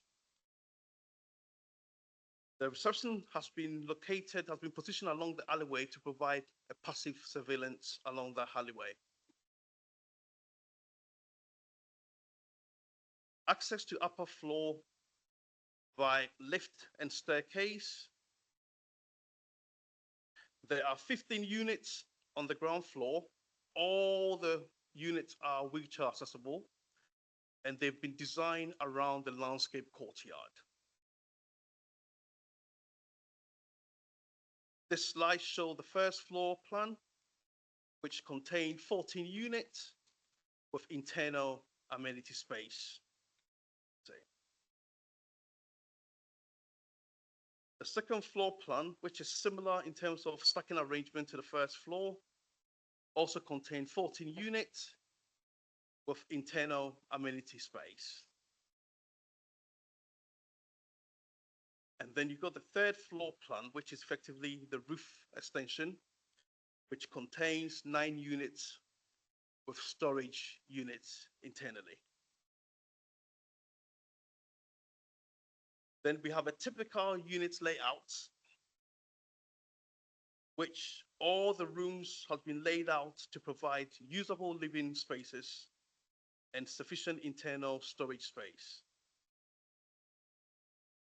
All the units have wardrobe, a kitchenette, a table, chair, bed, a bedside table, and then drawer units, and of course, en suite. There will be a laundrette on site at the ground floor. And of course, the ensuite can be further used for drying clothes if necessary. all the rooms receive adequate sunlight and daylight. In terms of internal spaces, it ranged from 14 square meters to 27 square meters. The standard of accommodation offers exceptionally high quality layout and standard, having been through a rigorous process, including assessment by the QRP panel. Overall, the quality of accommodation here is really of a high quality.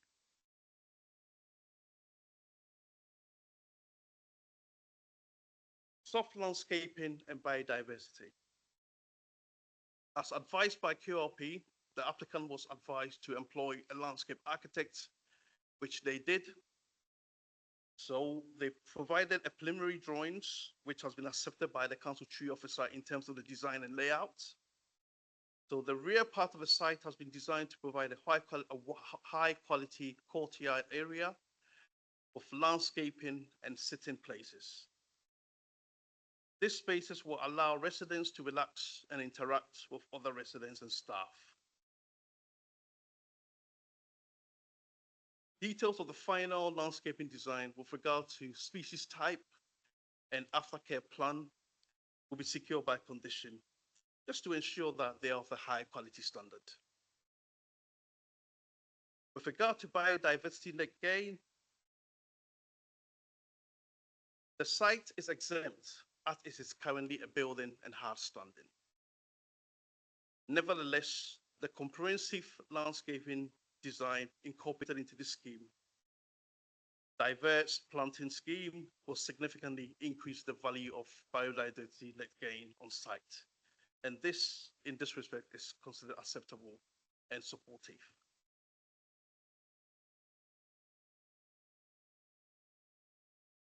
With regards to impact on amenities, as the rear of the proposed buildings, the single-story buildings, will back onto the rear garden of the properties onto the east, which is Sultan Close, which the single-story extension is just a fraction above the fence line. So views from those neighboring properties will be seen almost as a domestic outbuildings. It will not be anything different. It will it's just a fraction above those fence lines.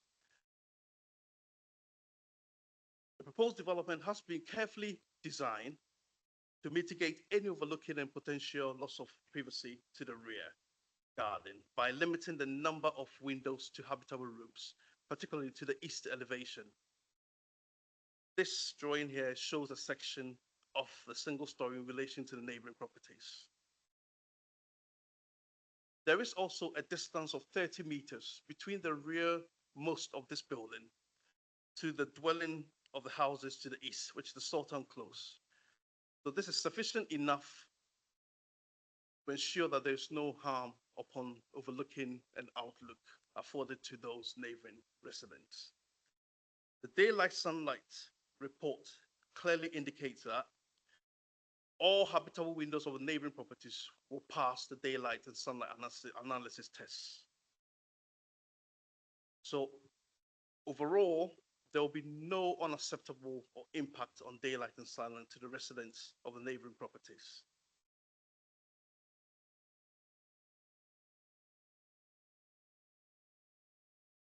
With regard to parking and transport and parking, as indicated earlier, the site has a PTEL level of 6B, which is excellent access to transport accessibility. The scheme is designated as a car-free development. It provides 2 off-street parking for disabled bay dedicated for residents within the unit, and this will be secured by a legal agreement. The commercial component of the scheme provides 1 long-term cycle parking spaces and then 1 short-term cycle spaces. The residential components of the scheme basically are all car-free development, but provide 2 long-term spaces for staff and then 4 short-term parking spaces. Overall, we provide 8 secure parking storage. Delivery and waste management are considered to be satisfactory. The highway officers basically is supportive of what has been produced here. They have also recommended a number of conditions and plan obligations which will be subject to. With regard to sustainability, the site achieved a site-wide carbon reduction of 70%, and this has been achieved through a number of measures. You got retrofit existing fitting of the building, high building efficiency proposed for the new builds to meet beyond Part L, the use of air source heat pump with efficiency of 550% to provide heating and hot water, solar PV on the roof, yes, providing 52 of those panels. They've also submitted overheating strategy provided, which incorporate external shading breeze solet as a passive measure to mitigate any overheating. And of course, we got living roof, which has also been proposed, as you can see from this roof plan. So overall, the scheme basically provides quite extensive sustainability targets, and officers are very satisfied with those measures. They've imposed a number of conditions and obligations. I will sum up saying that I will urge members to support this scheme, which provide much needed emergency accommodation for 52 homeless people, and also enhance and preserve the conservation area, subject to the following Section 106 head of terms. So we have the local housing allowance rate, and of course, the service users which Haringey to have the right of refusal, screening and selection process, just to make sure that all occupants are in the right place.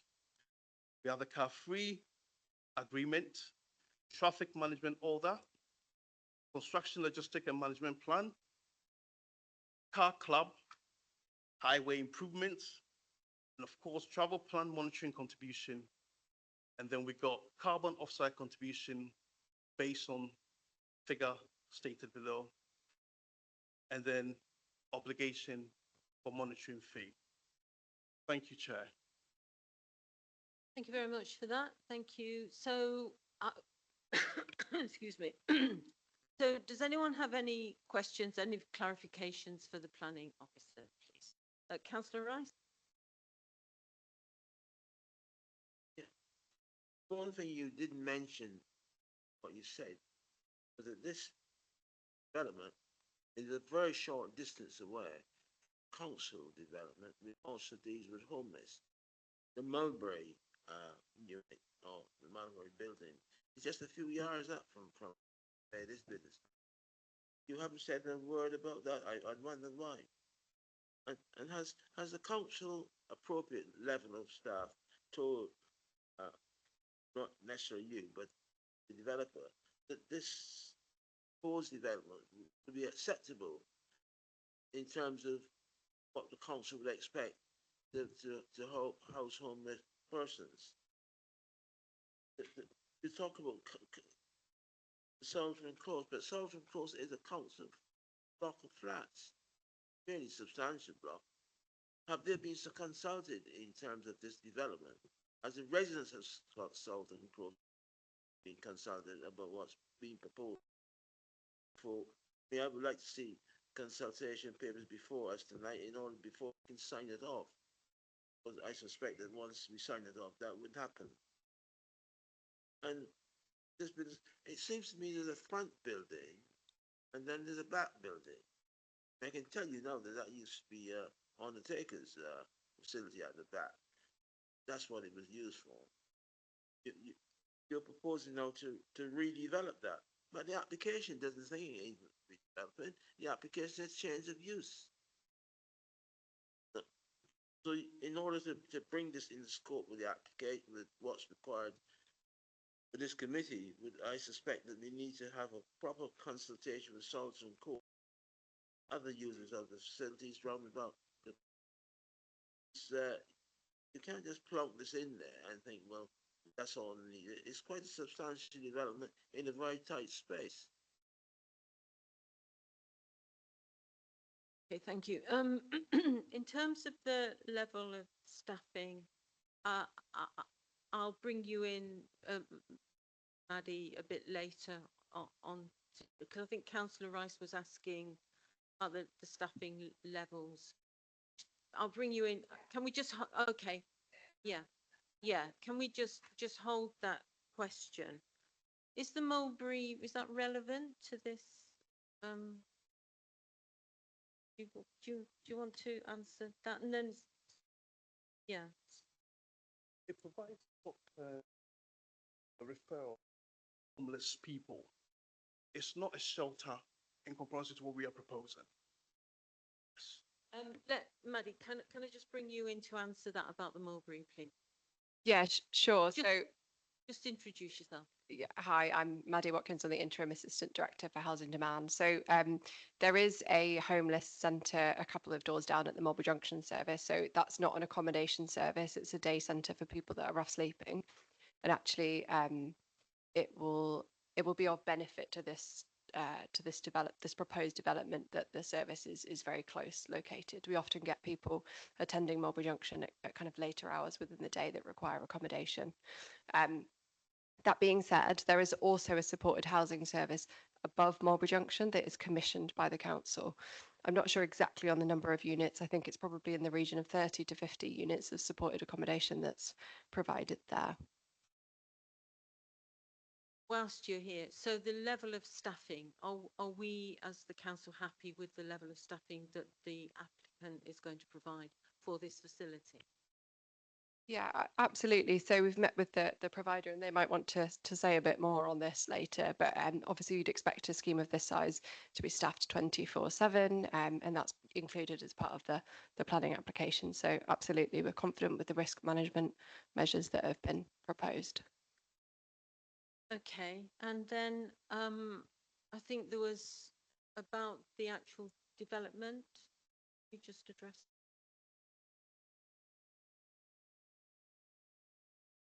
About the consultation? We, as a council, basically follow the procedure route. We consulted extensively on the application. We basically sent letter out to all the neighboring properties. The application, we placed a site notice within the vicinity of the site. We also basically published the notice in the local press. So it was given all the fully comprehensive consultation which is required by us by legislation. I mean, this was done from the inception of the application.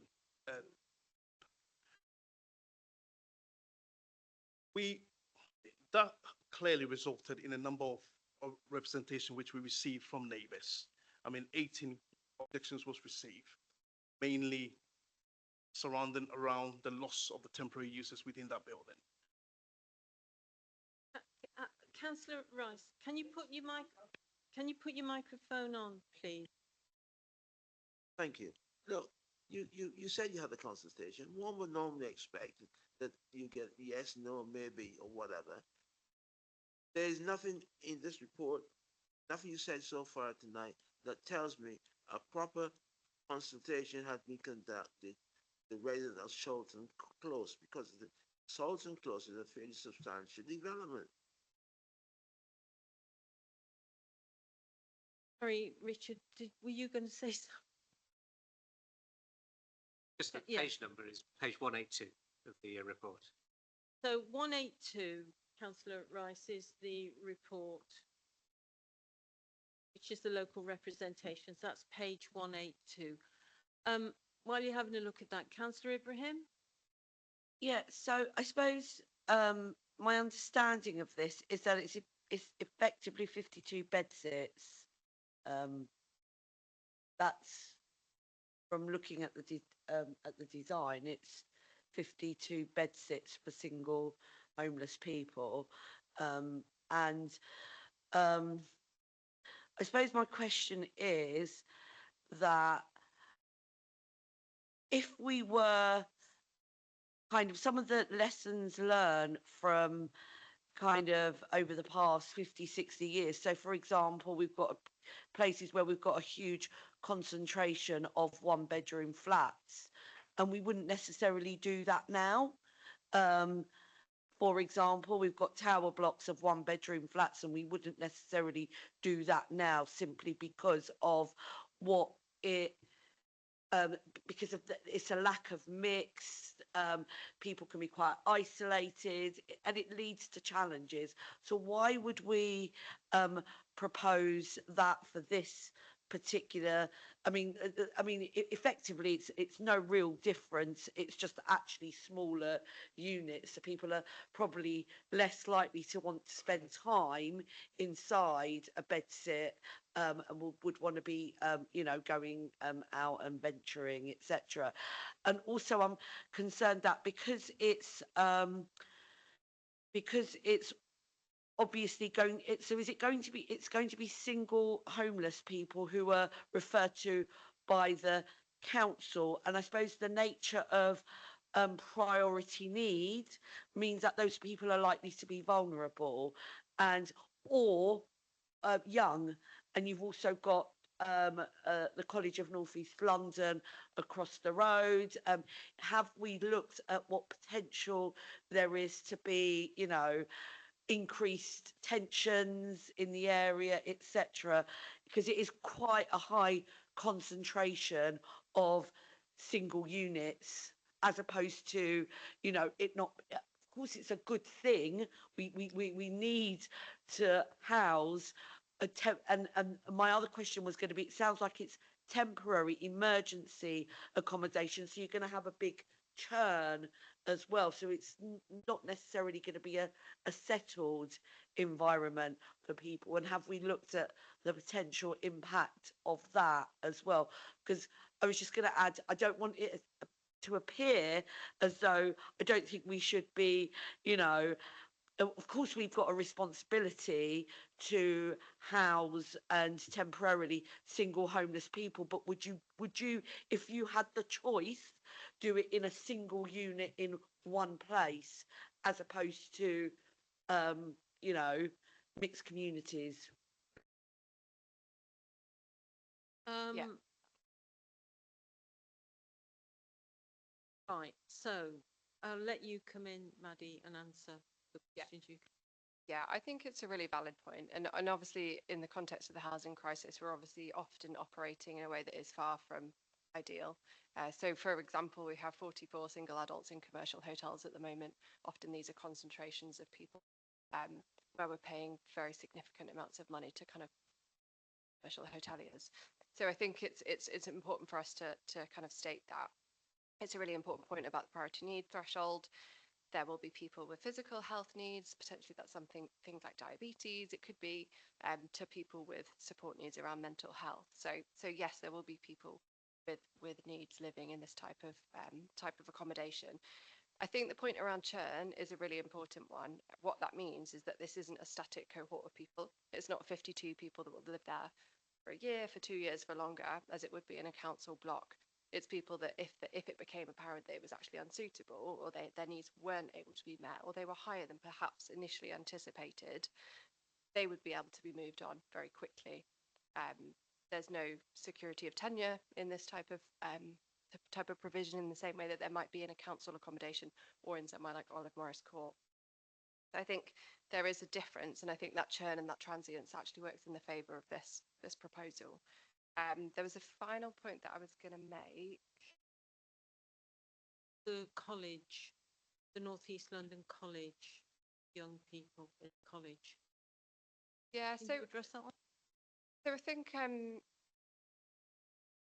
when something like this opens and there's 52 voids, there wouldn't necessarily be a need for housing to fill all of those, and that would be where we'd work with colleagues in perhaps children's services or the young adult service to also refer into somewhere like this. We wouldn't be referring anybody in who's under the age of 18, so it would only be adults. And actually, I think the real benefit of, while there are downsides to having people accommodated in one place, there are also upsides too. And what that means, if it's in the borough, is that we can, if necessary, parachute in appropriate support from council services if needed. So for example, if there's a cohort of young people on site that needed support accessing education and employment services, then we could, as a council, do that. Okay, I think that's covered all your questions. Can I just remind the committee that we just asked, that we're asking questions of the planning officers and whoever. So, Councillor O'Donovan, a question. Yes, my question is, well, my thanks for the presentation, and also I think a number of us went to a similar establishment in Newham where we saw a number of vulnerable people who were rebuilding their lives. But obviously we also need realistic and interrogate exactly what will happen. And the report does mention that the vulnerable nature of some people living at the proposed accommodation means the facility may generate. But no, but this is well, we are interrogating people. It's important just very quickly to say that the facility may generate or attract from the outside some disturbances or antisocial behaviour. Now, my question is in relation to the management plan, which I think has been prepared in part, but also, as it says, will be worked up in the section 106. Part of that management plan is the screening and selection process, which will be undertaken prior to offering a room to a new resident. Maybe you could say something about that. The other part of the management plan is the day-to-day operation.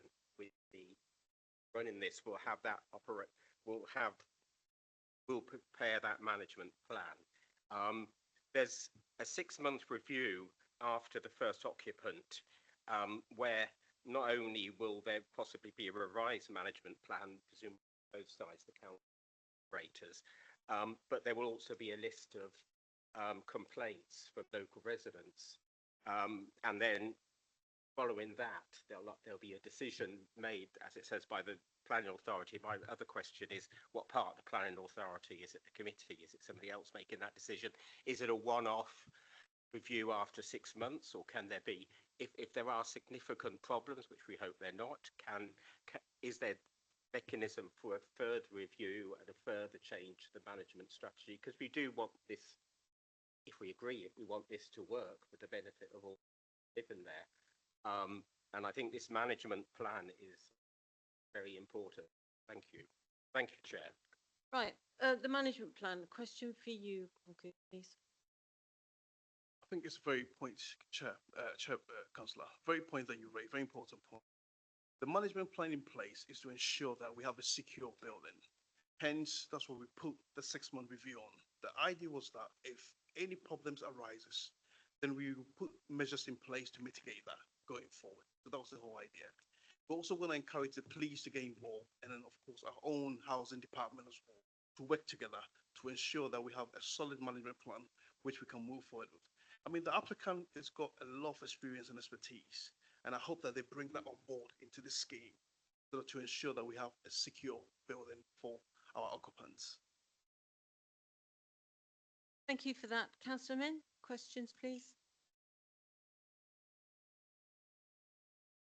Can I just ask Maddie a couple of questions, please? I mean, as you know, I'm a councillor for North Park. My experience is about hostels, and we have one of the largest hostels in the locality, and with exactly what you were saying, which is single households or single people, sometimes couples actually, but you know, mainly single people in one small space, and it's quite tight. My experience is that people have very little space to go to, so they spend a lot of their time outside, and it creates a lot of antisocial behavior, a lot of complaints from residents, a hell of a lot of complaints. Two, I think, you know, one of the things about being in that kind of environment is the loneliness of and the complete lack of support around being on your own. You know, it really is hard to be on your own, much more than people think it is. And I just guess, I guess my third concern with the hostel has always been that it drains public money.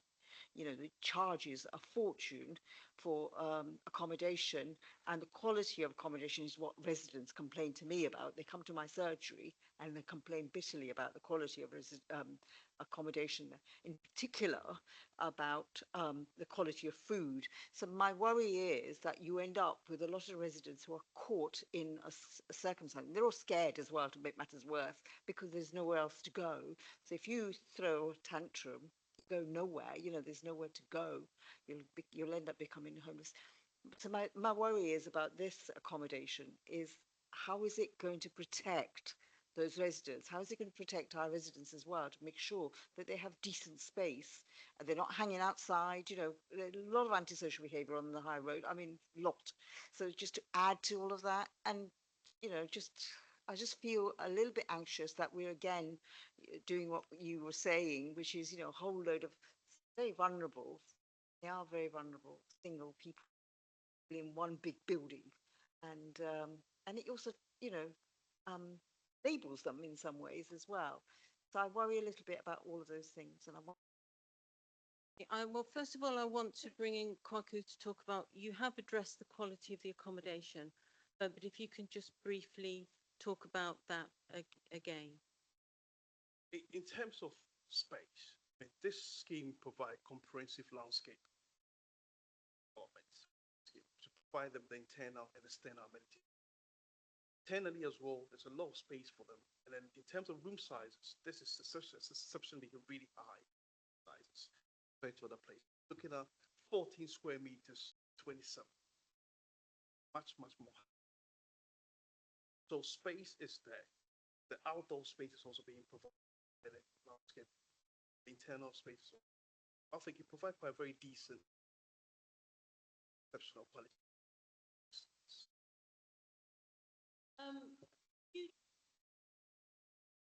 Sorry, Maddie, that we've got in in hotels. If you can just reinforce that.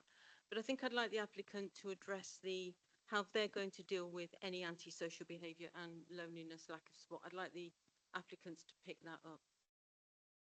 Thank you.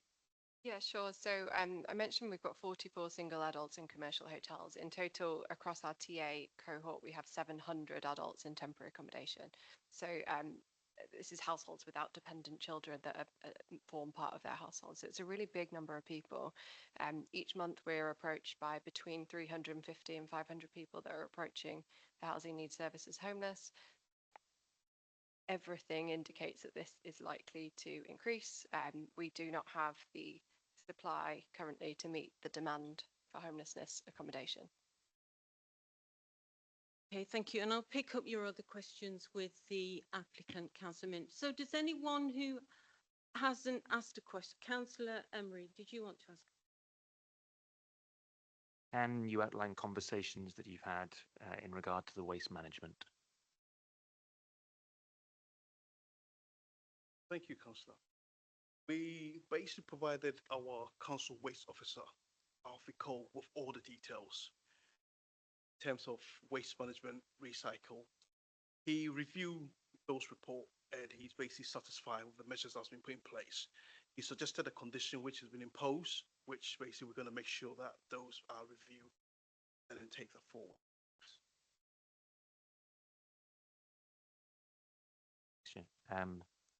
Do you have any idea about any conversations or any kind of like detail in terms of how this is going to work? Because I note that you mentioned that there was conversations. I'm just wondering if you could outline how this was going to work.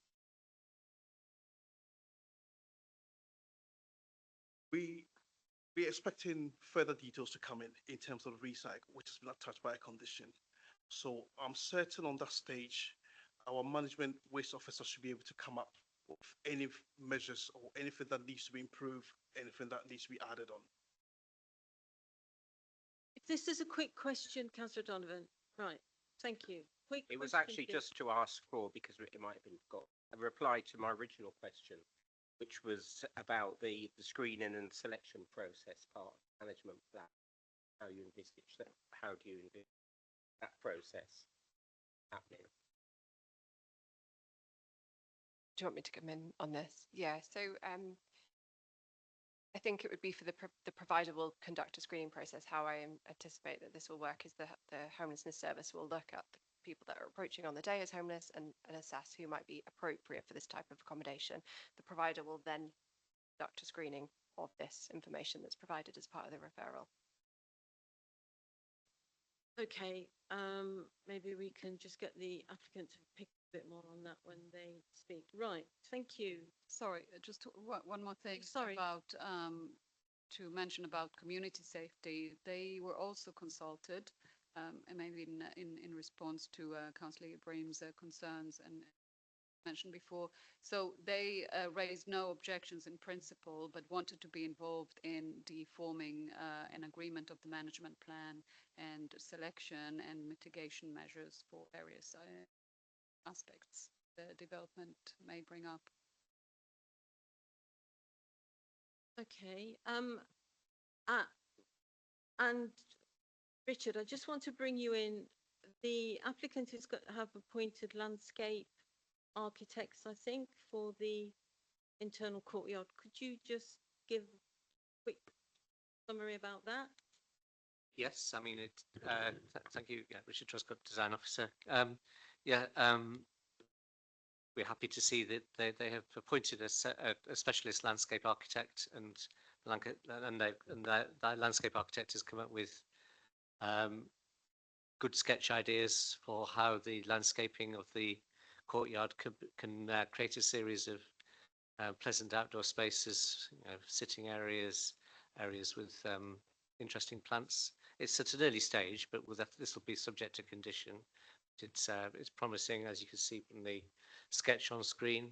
The ideas they've got there. That's exactly what we'd like to see.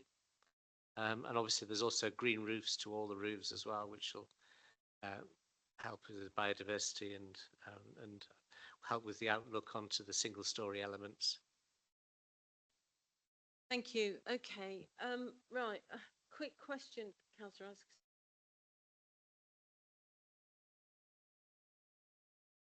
Just heard from Robs. Matter of thinking on feet. This is not what it's about.